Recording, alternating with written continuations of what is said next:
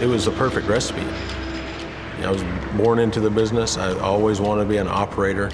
Just had a passion for equipment and really transportation. Since I was a young kid, I had a four-wheeler. I like to be moving. It was the perfect storm to get my identity in. I mean, I had a family business. I had grown it. I expanded it. I had some success. The reason I had the identity in Dunagin Transport because I didn't know what identity looked like outside of Dunagin Transport. One of the things in the oil and gas business is you get in, you make your money fast, and then you get out waiting for it to fall. So with that comes, long days, long nights. And so when we go on weekend trips or go to play, we could play hard. We went out and raised hell. In a rough world where a guy's displaced from his family and his wife is back home and he's 90 days here and not there, the things that come to those guys, it can be tough. And you're isolated by yourself. You're out here trying to make money. I've made well into the six figures every year doing it. I could go do it again, but it would cost me more than I'm willing to lose. So we met in Spanish class in high school. He sent a note across the room, check yes or no, would you like to go out on a date with me? Candace and I ended up getting married, living in a trailer house at one of our saltwater disposals. There was tank batteries basically in front of our house, but it was perfect. And you're with the person that you just want to spend your time with. Always, since a very young age, the business had priority. That was the number one priority. I don't remember ever getting in the car with him, with the four of us, that the phone didn't ring immediately. So we could leave from Abilene and go to the Metroplex for the weekend, and we would never talk to him on our road trip. Whenever he was at home and he was present, physically present, he was always checked out. I met Bo for the first time during orientation. He came in and buzzed through for maybe 5 minutes, and then I didn't see Bo for about a year. He was just busy, very busy with things that didn't need to be busy with. Monday and Tuesday I was recovering from a long weekend of playing hard, and then may have a peaceful day on Wednesday, and then Thursday it would start over again. Still using the business as a priority, that hey, we got to take care of business is what provides. That allowed me to take customers wherever I needed to take them and do whatever I needed to do with them to entertain them. All along the while, it was eating at my soul through my drunkenness. There's a lot of my careless lifestyles, from pornography to affairs. This good, hardworking, providing country boy had turned into this, really, looking back on it, this monster. I had created so much crap in my life, I didn't know how to square up to it and deal with it. So my only choice at the time was to keep running.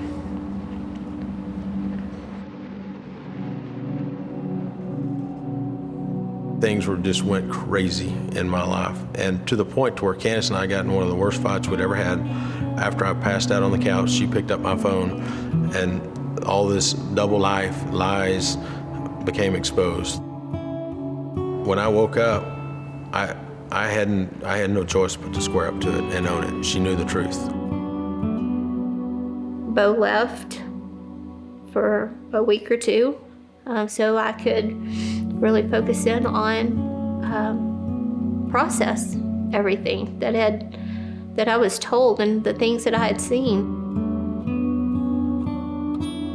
I can remember taking a Bible with me, and I went to a remote ranch and just peace for a week. I didn't get any phone service, no emails, and for some reason I had this Bible. And I had a moment while I was up there where the Lord literally gave me a vision of continuing this life of, just neon lights, single man's life, or a dark dirt road, but it was peaceful. It was peaceful, and it was just like the Lord saying, just trust me. And the minute that I acknowledged that, okay, Lord, this is you. This is you speaking to me. My phone rang,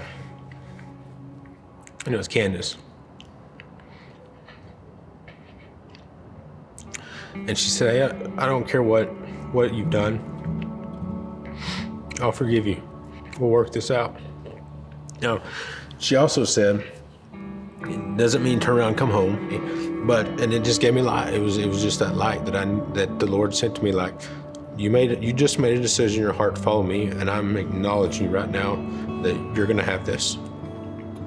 You're gonna be a husband, you're gonna be a father.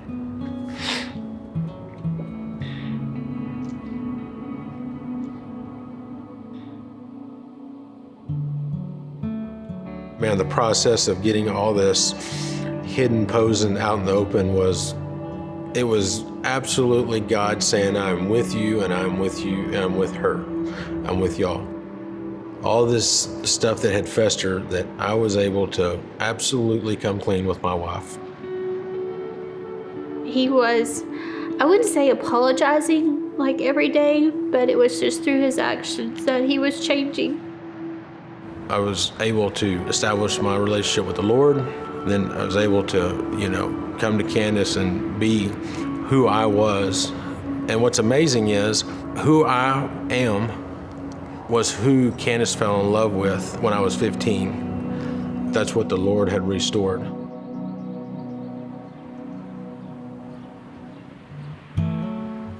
I initially did not want to come back to Dunagin Transport. I viewed the business as just a lot of triggers, unhealthy relationships with both customers and employees.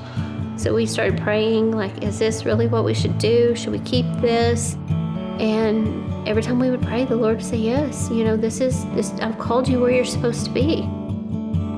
Reestablishing relationships from the new heart of what my purpose was with this business, it took time. It's still taking time. I came to our managers and just told my story, what drove me then and what drives me now, and a lot of apologies. I first came here, it was just like any other company that I've ever worked for in this industry. It's about the numbers and go get it and get it and get it. It was all just people coming to work with no purpose. As Bo re-entered the company after he kind of found a purpose for the business and for his life, it changed everything pretty dramatically. Yeah, because now there's a purpose. My barometer for success is really the relationship and the leadership team, and how it just reaches out into whether it's your first day in a truck for Dunagin Transport or a vendor, and it's really based on relationships. I like being with the team.